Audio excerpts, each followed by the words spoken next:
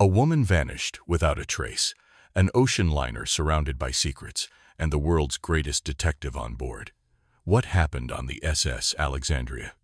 The vast, endless horizon stretched before the ocean liner SS Alexandria, its sleek hull cutting through the glassy sea as the sun began to dip beneath the far-off waves. A warm golden glow bathed the ship's polished deck, casting long shadows that seemed to reach out with an ominous stillness. The air was thick with the scent of saltwater, a gentle breeze carrying the whisper of distant lands. The peacefulness of the evening was almost too perfect, too serene, so much so that the passengers on board could not shake the odd sensation that something was amiss. Among them, quietly seated on a wooden bench at the starboard railing, was none other than the renowned detective Hercule Poirot. His distinctive mustache twitched in the evening breeze, but his keen eyes, hidden behind a mask of calm, swept over the ocean with an intensity that suggested the ship's tranquility was but an illusion. Poirot had come on this journey for nothing more than a personal retreat, a respite from the relentless pursuit of justice. Yet, as the ship glided across the ocean, something in the air felt off. At the edge of his perception, a figure moved. Mrs. Ferrars, a woman of about 50, dressed in a deep maroon dress, was gazing out over the ocean. She stood alone, her posture rigid, her eyes fixed on the far horizon as though searching for something or perhaps waiting for something to find her. Her long graying hair cascaded down her back, unruffled by the breeze, and the faintest glimmer of tension lingered in her movements. Poirot noted the way she stood, the way her eyes lingered on the darkening sea, as if she knew something was coming, something she could not avoid. There was a quiet air of mystery about her, one that Poirot could not ignore. As the hours drifted by, the sun's last rays finally faded, leaving a twilight glow across the sky. The sounds of the even gentle waves lapping against the hull, the distant call of seabirds, the murmur of passengers seemed to hush, as if holding their breath. It was then that Mrs. Ferrars vanished. It was an ordinary enough moment to those who weren't paying attention. The ship's lights blinked on one by one, and passengers began to wander to the dining hall. No one noticed Mrs. Ferrars as she stepped into the shadows, blending into the growing darkness. That was, until her disappearance was discovered. Poirot, whose instincts never rested, felt the subtle change in the air almost immediately. The sudden rush of voices, the hurried footsteps of crew members, the unspoken tension in the atmosphere, all of it led him to the woman's cabin. It was locked from the inside, her room undisturbed, with not a single sign of struggle. Nothing had been taken. The bed was perfectly made, the curtains gently swaying, as if untouched by any human hand. The only clue, her pearl necklace, once worn around her neck, was missing. Captain Banks, a man of no small stature, appeared at the door, his face drawn tight with confusion. "Monsieur Poirot," he said, his voice strained, "I don't know how to explain this. It seems she has disappeared without a trace. The crew insists she was last seen on deck, but the door was locked from the inside. No one saw a thing." Poirot's gaze was sharp, calculating, as he examined the room. His mind worked quickly, connecting the dots. "It is no accident, Captain," Poirot said, his voice calm but unwavering. "This is no ordinary disappearance. Someone aboard this ship is hiding something, and I will find out who." The captain hesitated, uncertainty in his eyes. "But, Poirot, the crew, the passengers, no one knows anything. It could be a misunderstanding. She may have wandered off. She might be." Poirot raised a hand, cutting him off. "No, Captain. Mrs. Ferrars is not a woman to wander without reason. This was deliberate. Someone wants her gone, and they will stop at nothing to ensure she remains lost." The captain turned to leave, his brow furrowed, but Poirot stopped him with a single cutting question. "Tell me, Captain," Poirot began, his voice low and deliberate. "Who would benefit from her disappearance? Who stands to gain from this mystery?" The question hung in the air, unanswered, as Poirot's gaze lingered on the ship's grand, gleaming interior. Somewhere, among the opulent corridors, was a killer. But who, and why? Poirot's mind churned with possibilities, each more sinister than the last. But before the captain could speak, a sudden chill swept through the room, a silent warning that the storm of deceit was just beginning. Outside, the wind had begun to howl, as if to echo Poirot's growing sense of unease. The storm was coming, and so was the truth. But who could be trusted? Poirot's instincts screamed that the calm before the storm was merely a prelude to something far more deadly. Mrs. Ferrars had vanished, but why? The deeper Poirot delved into the mystery, the more questions arose, questions that threatened to unravel everything. As the night wore on, Poirot stood at the edge of the deck, watching the black waters stretch out before him, his mind already piecing together the fragments of a puzzle. But there was something far more dangerous lurking beneath the surface of this quiet voyage, and Poirot knew, with chilling certainty, that the answer would come when it was least expected. Cliffhanger ending. The question remained, who would be the next to disappear? The investigation begins. A web of secrets starts to unravel.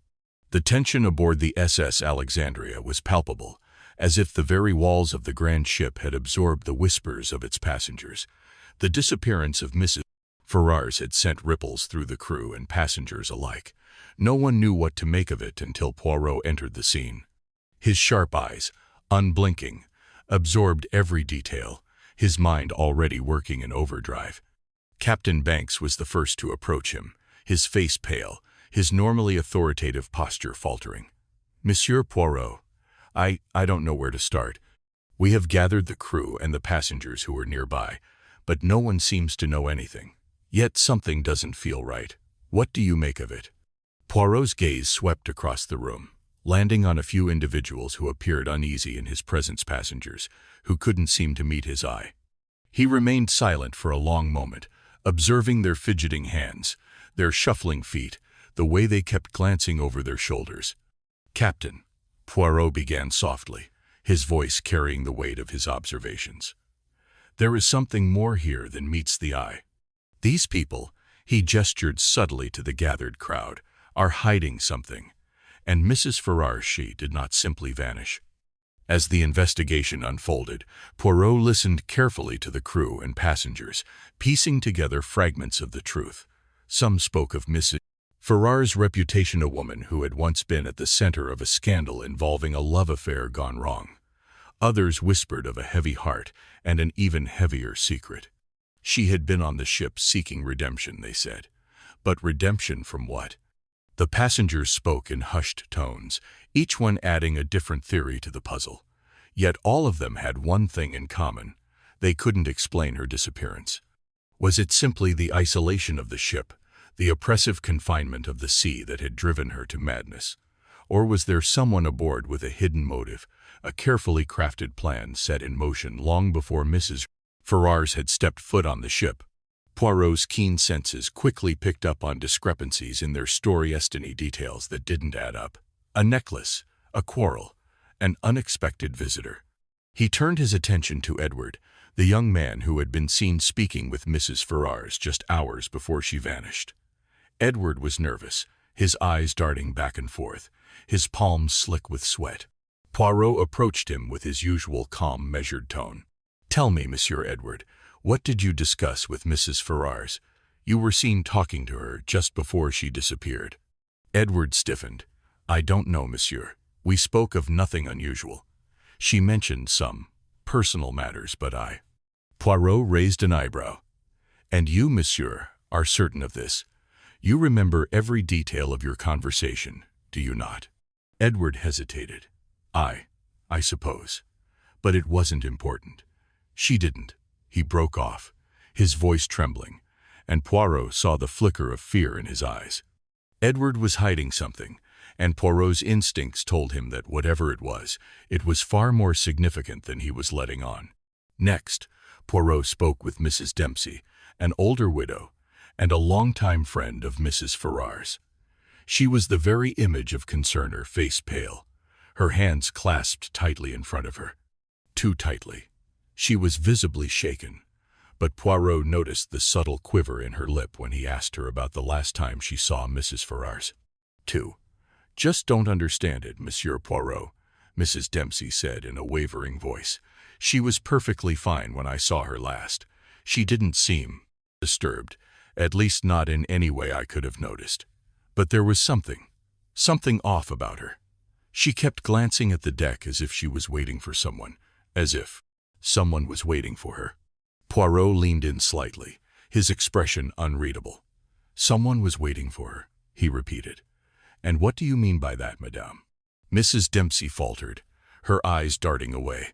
She avoided the question entirely, instead offering Poirot an odd, trembling smile. I fear I don't know what you mean, Monsieur Poirot. Perhaps the isolation has affected her. Or maybe it's the sea. The loneliness. It's a dreadful thing, is it not?" But Poirot wasn't fooled.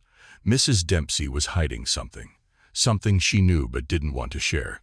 Poirot's next stop was the ship's captain, Banks, who had a guilty look in his eyes whenever Poirot inquired about his knowledge of the ship's crew and their behavior.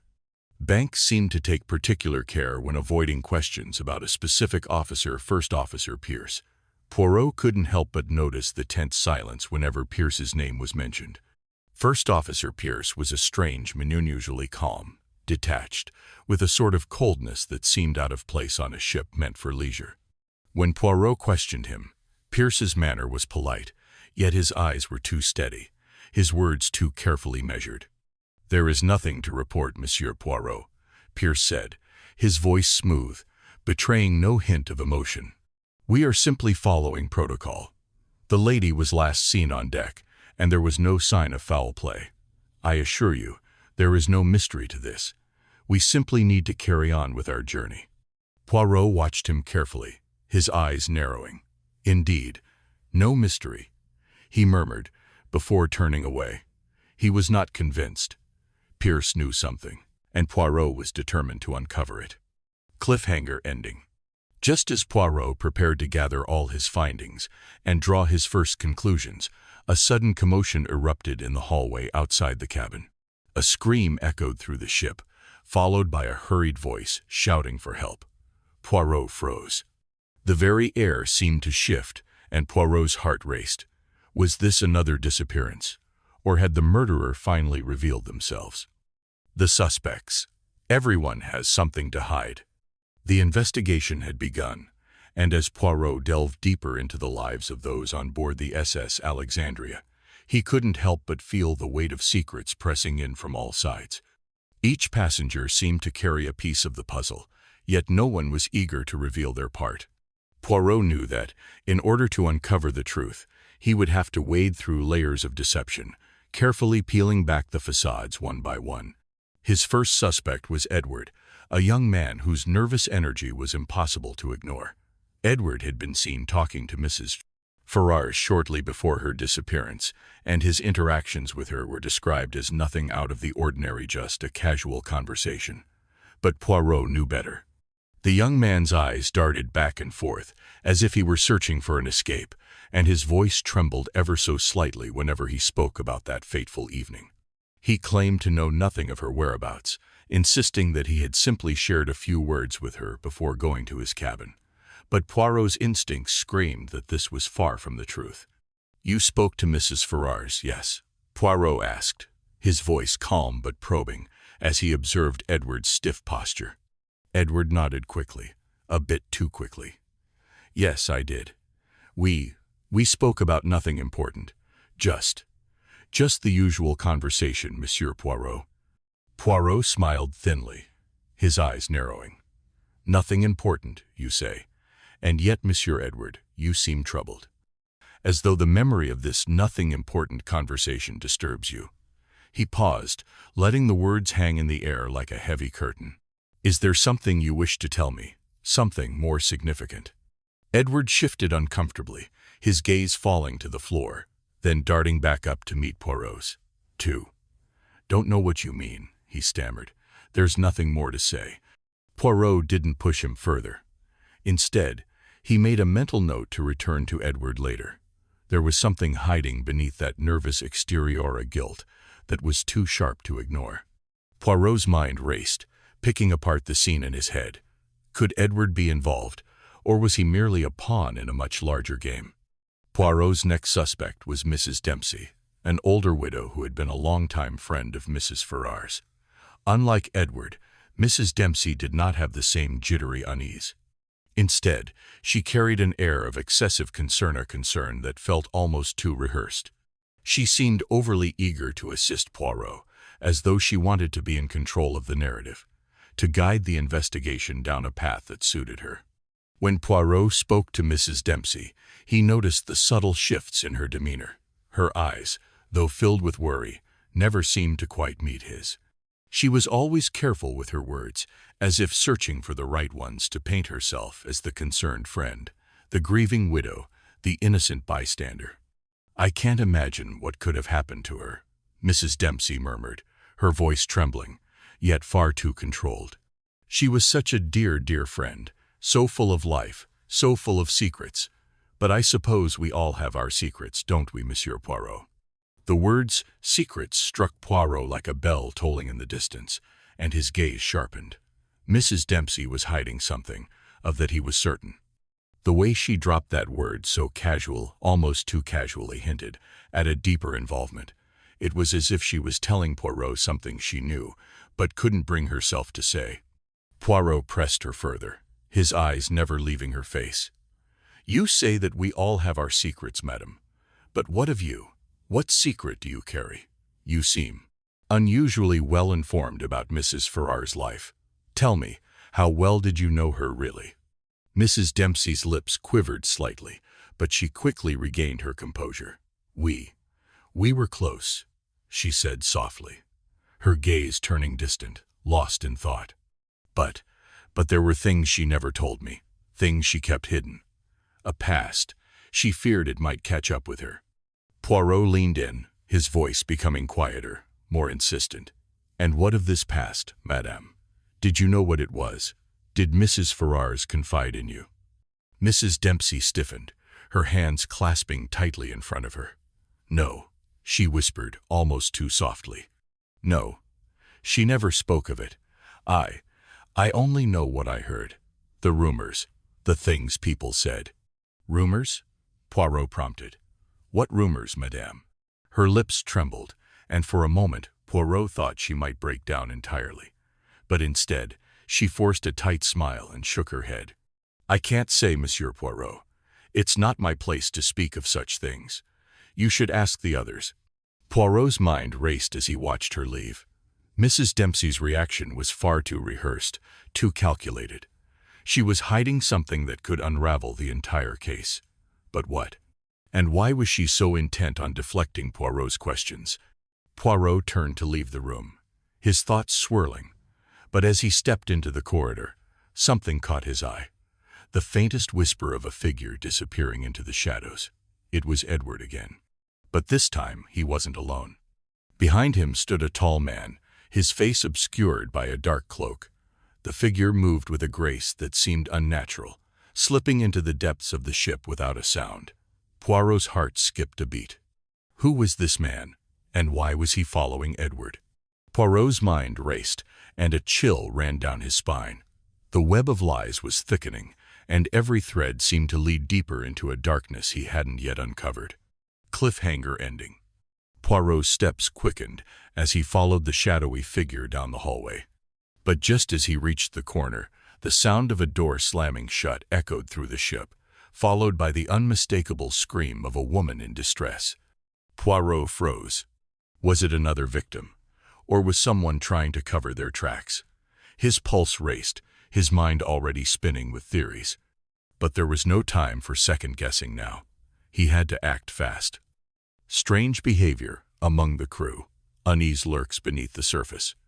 As Poirot continued his investigation into the mysterious disappearance of Mrs. Ferrars, his sharp eyes were drawn not only to the passengers, but also to the crew of the SS Alexandria. It was clear that everyone on board had something to hide, but it wasn't just the passengers who seemed on edge. There was something distinctly odd about the ship's officers as well. Poirot's first encounter with Captain Banks was unsettling. The captain, a seasoned man who had commanded many ships, was not usually one to let his emotions show. But when Poirot asked about Mrs. Ferrars' disappearance, the captain's reaction was one of extreme defensiveness. It was as if the very mention of her name made him bristle with anger, his jaw tightening as though fighting to control his temper. "I've been in charge of this ship for years, Monsieur Poirot," Captain Banks said, his voice low and gravelly, but edged with a coldness Poirot had not expected. "We run a tight ship here, no room for nonsense, and I assure you, nothing out of the ordinary has occurred. Mrs. Ferrars is probably just lost in her own mind, a passenger with her own troubles. It's nothing." Poirot's piercing gaze did not falter. He could see the faint tremor in the captain's hand as he gripped the ship's wheel, his knuckles pale with the strain. It wasn't just a matter of concern, it was something more. Poirot had encountered many men like Captain Banks in his time, men who carried the weight of secrets they were desperate to protect. The question that lingered in Poirot's mind was simple. What was the captain hiding? A moment of silence passed between them, thick with unspoken words. Poirot chose his next words carefully. "I understand, Captain, that you have many responsibilities. But tell me, have you noticed anything unusual in the ship's surroundings? Any disturbances? Anything that might suggest this disappearance was not as innocent as it appears?" Captain Banks's eyes flickered toward the horizon, his lips pressing into a thin line. He opened his mouth to respond, but then, as if reconsidering, he abruptly turned away. "I don't know what you're implying, Poirot, but if you're done here, I suggest you mind your business and leave me to mine." Poirot's eyes never left him. He knew that this encounter had revealed more than it seemed. The captain's defensive attitude was not one of innocence, it was one of guilt. But the question remained, what was Captain Banks so eager to conceal? Poirot turned, making a mental note to revisit the captain later. As he made his way down the ship's corridors, he crossed paths with the first officer, Mr. Pierce, who had been standing silently nearby. Where Captain Banks had been visibly defensive, Mr. Pierce's behavior was unnervingly calm. In fact, it was too calm. Mr. Pierce stood tall, his posture rigid, his face a mask of stoic professionalism. He greeted Poirot with a polite nod, but there was a strange emptiness in his eyes, as though the man were hiding something behind his seemingly serene exterior. There was no hint of anxiety, no hint of fear, as one might expect in the midst of a mysterious disappearance. "Good evening, Monsieur Poirot," Mr. Pierce said, his voice smooth, almost detached. "I trust your investigation is proceeding well." Poirot scrutinized him, noting the coldness in his voice. Something about Mr. Pierce's lack of reaction felt off, too controlled, too practiced. No unease, no visible tension. As if nothing was amiss, and yet Poirot knew better. This man was far too calm for someone involved in a murder investigation. But why? "Indeed, Mr. Pierce," Poirot replied, his tone measured. "But tell me, have you noticed anything unusual? Anything that might have seemed out of place aboard the ship? Your ship?" Mr. Pierce's eyes narrowed ever so slightly, as though he were choosing his words with great care. "Nothing that would be of concern, Monsieur Poirot," he answered, his voice as steady as the ship's course. "We've had no incidents on board. Everything is in order." Poirot's gaze lingered on him, his mind working swiftly. The first officer's calm demeanor spoke volumes, but it raised far more questions than it answered. Had Mr. Pierce been trained to mask his emotions, or was he hiding something far more sinister? The detective's intuition buzzed with warning, but for now there was no concrete evidence to prove anything.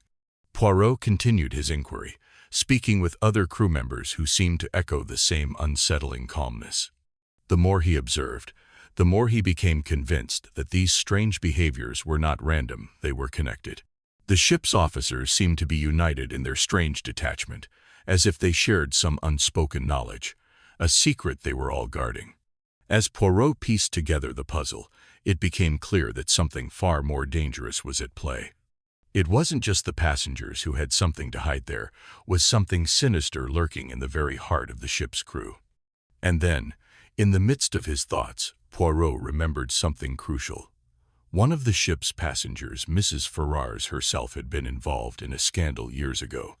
Whispers among the passengers had suggested that the scandal might be tied to a fortune she had inherited, and rumors of dangerous connections followed her wherever she went. Could it be that Mrs. Ferrars wasn't the only one on this ship with something to gain or lose? Could one of the crew members be protecting their own interests, even if it meant protecting a murderer? Poirot's mind raced as he turned down another corridor, moving toward the ship's lounge, where some passengers had gathered. But before he could enter, a commotion erupted nearby. He heard the sound of hurried footsteps, followed by a voice calling out in alarm. "Captain, first officer, come quickly, it's happened again." Poirot's heart skipped a beat. Cliffhanger ending.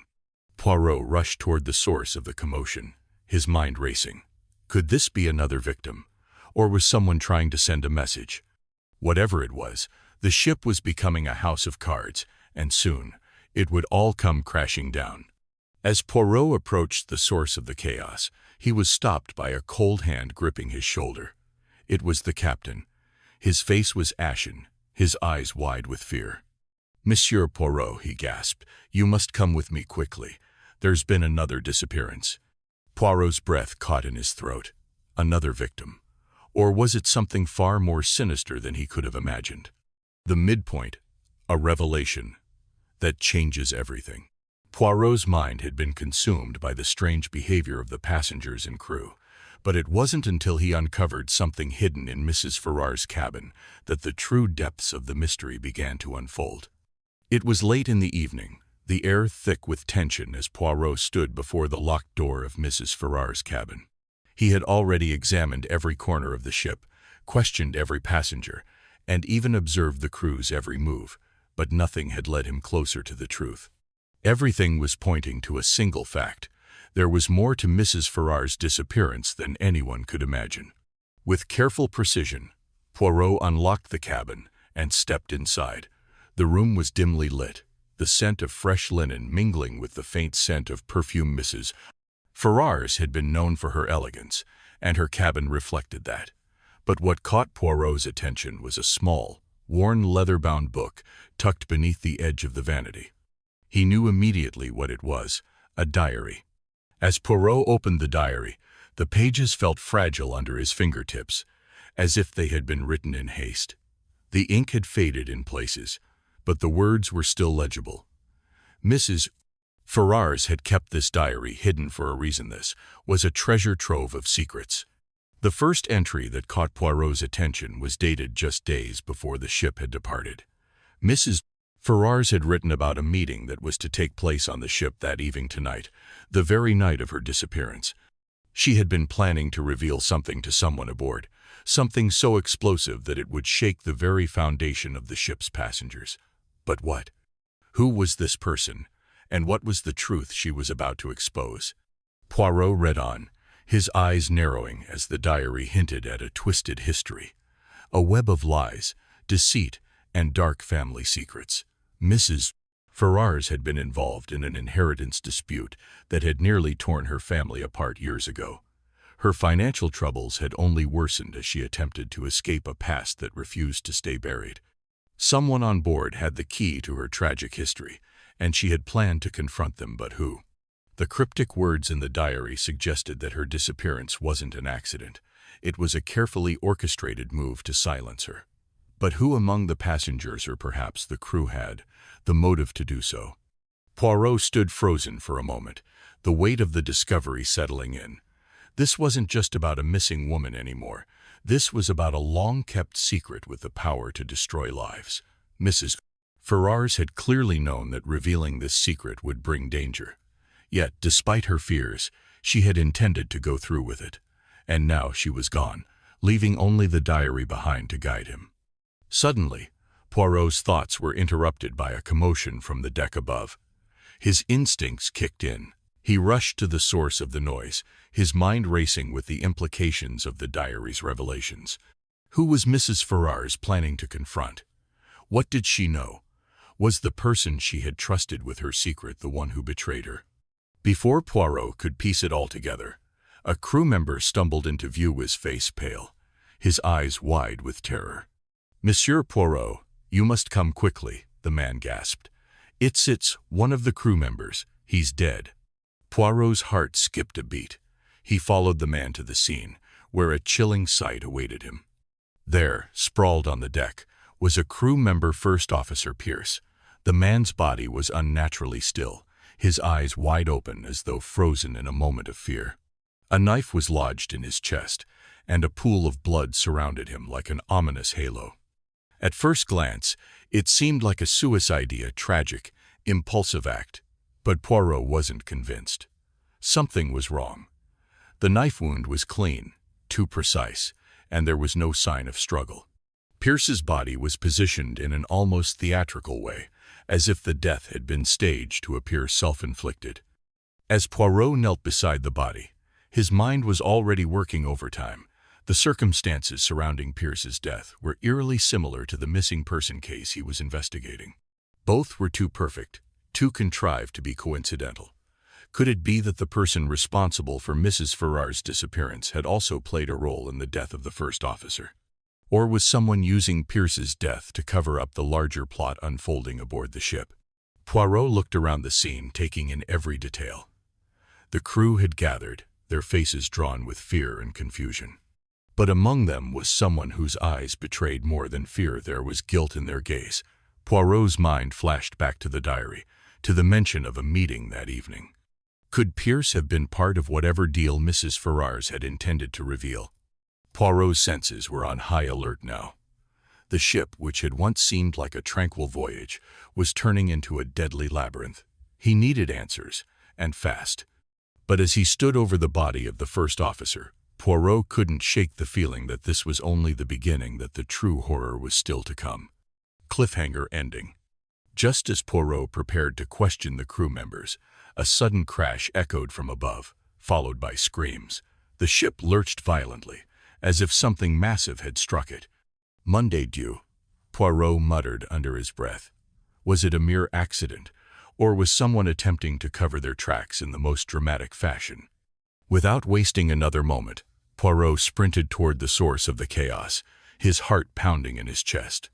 But what awaited him was far more than he could have ever expected. The final act. The clock is ticking. The ship creaked and groaned against the growing storm, as though it too felt the weight of the tension hanging over it. The sea, once tranquil and vast, had become an unpredictable beast, roaring beneath the ship. The SS, Alexandria, seemed almost alive in its isolation, its passengers trapped in the same suffocating limbo as the ship itself. The rough waters mirrored the storm brewing inside Poirot's mind. Every answer seemed to raise more questions. Every step forward brought him closer to an explosive revelation, but none close enough to the truth. Poirot knew time was slipping through his fingers. The storm outside raged on, but it was the storm of secrets and lies that threatened to consume everyone on board. The next 24 hours were crucial. Someone aboard this ship was playing a dangerous game, and Poirot would not stop until he had uncovered every hidden motive. The detective paced his cabin, his sharp mind working through the puzzle. He had already uncovered enough secrets to fill 100 mysteries. Edward, the young man with a shaky alibi, had been seen arguing with Mrs. Ferrars shortly before her disappearance. He claimed they had been discussing an old debt, but Poirot knew better. The nervous glances, the inconsistencies in his story, everything pointed to something deeper. Edward was hiding more than just financial troubles. Then there was Mrs. Dempsey, the widow with a mourning heart that seemed genuine, but Poirot's instincts told him she wasn't as harmless as she appeared. Her past had been carefully obscured, yet Poirot had managed to peel back some of the layers. A hidden family connection to the Ferrars estate, an old scandal with Mrs. Ferrars' late husband. The woman had secrets, ones that could tear apart everything she had worked for. But the most troubling of all was Captain Banks. His interactions with Poirot had been cordial at best, but as the investigation progressed, the captain's behavior became increasingly erratic. The man was hiding something, a guilt buried so deep that it colored every word he spoke. Poirot's suspicions deepened when he discovered that years ago, Captain Banks had been involved in a previous mishap, one that had cost the lives of several passengers. Was the guilt over that tragedy eating away at him, or was it possible that the captain's past was connected to the events now unfolding on the ship? Poirot sat back in his chair, staring at the notes he had compiled. It was a tangled web, each thread connected to the other. But there was one thing Poirot was certain of: there were no coincidences aboard this ship. Everything, every small detail, was part of a grand, twisted plan. And the storm outside wasn't the only danger they faced. As the clock ticked away, Poirot began to make his moves. He carefully arranged his confrontations, knowing that every word, every action would be scrutinized. He couldn't afford a mistake. Each person he approached seemed to unravel further, like a page torn from a book. Edward was the first. Poirot found him in the smoking lounge, nervously puffing on a cigarette, eyes darting around as though he feared being watched. Poirot took his time, methodically asking about his whereabouts the night Mrs. Ferrars disappeared, letting the silence stretch between them. "I already told you," Edward stammered, his voice tight. "We argued. That's it. Nothing more." Poirot raised an eyebrow, not convinced. "And yet, Monsieur Edward, there are discrepancies. You say you argued over money, yet I am told by your fellow passengers that you have never had to worry about it. You are a gambler, non?" Edward's face flushed, but before he could respond, Poirot moved on, his mind already whirling with the next piece of the puzzle. Mrs. Dempsey was next. Poirot found her in the quiet of the dining room, her hands shaking as she sipped her tea. The older woman had been a friend of Mrs. Ferrars for years, but there was something unsettling in her unease, something hidden beneath the surface. "You seem troubled, madame," Poirot said gently. "Is it the mystery of Mrs. Ferrars' disappearance, or perhaps something more personal?" Her eyes widened, but Poirot saw through the facade. He pressed her, carefully, until she revealed an unexpected connection. She had once been married to a man who had dealings with Mrs. Ferrars' late husband. A connection that was never spoken of, a connection that now seemed to tie Mrs. Dempsey to the heart of the mystery. But it was the captain who truly troubled Poirot. Their conversation had been civil, but the man's defensiveness was impossible to ignore.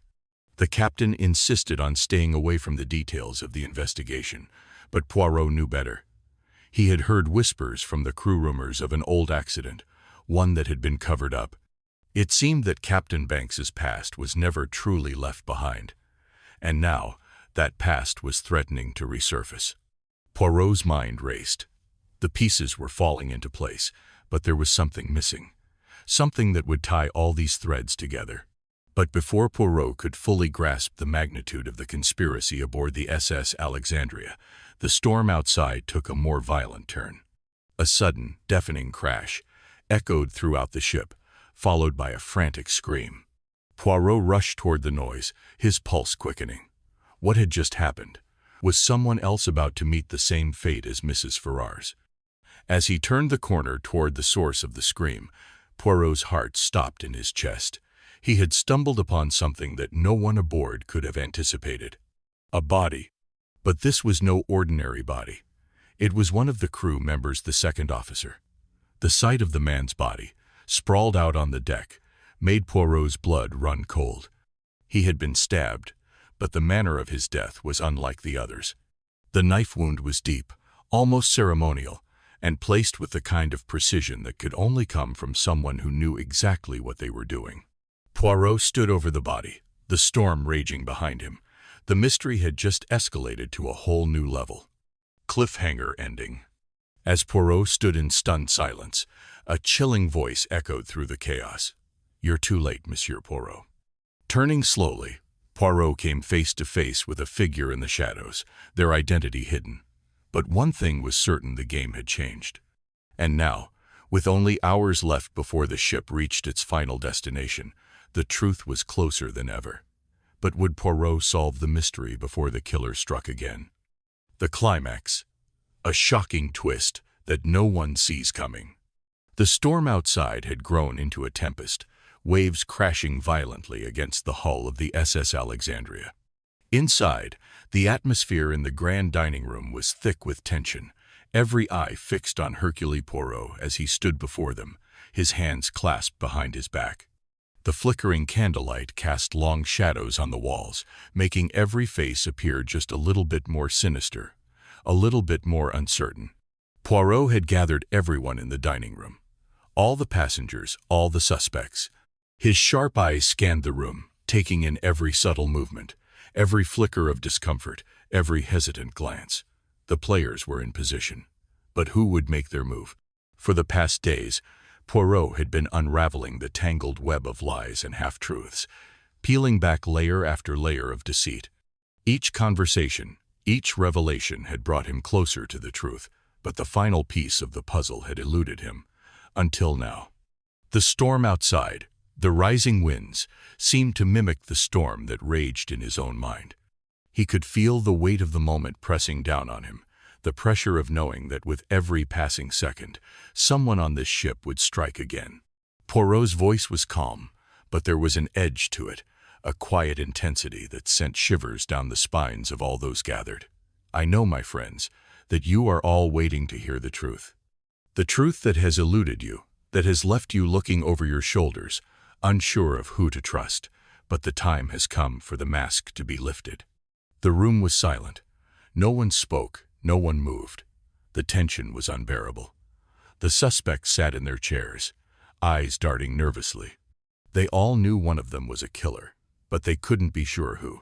And Poirot, ever the master of suspense, seemed to be taking his time, stretching the moment out, savoring the anticipation.